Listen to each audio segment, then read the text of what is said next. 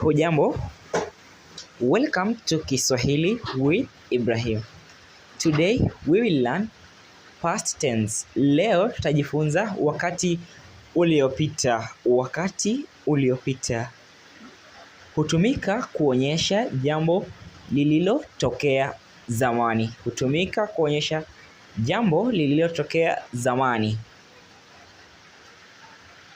Number 1 here. Nilienda shuleni.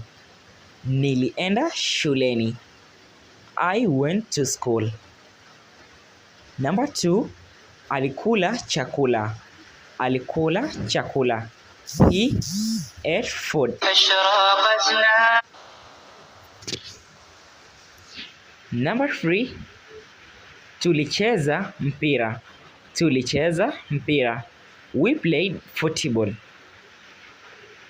Number 4, walisoma kitabu. Walisoma kitabu. They read book. They read a book. Number 5, ulinipigia simu. Ulinipigia simu. You called me. You called me. As you can continue, before we continue to this lesson, please subscribe to my YouTube channel and then share this video.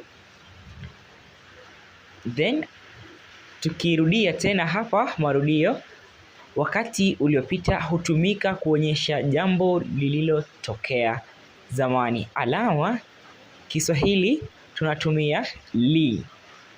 For example, nilienda shuleni. Nilienda shuleni. You can see the word li. Li, nilienda shuleni.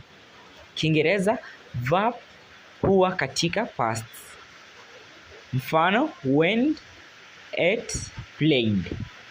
Now, mifano, number 1, nilienda shuleni. As you can see the word nilienda, you can see li. Nilienda shuleni. I went to school. Even this I went, the word went, you can see I went to school. Number 2, alikula chakula. Alikula chakula. He ate food or she ate food. Tulicheza mpira. Tulicheza mpira. You can see li, that is past tense. When you see li in a particular sentence, just remember that is a past tense.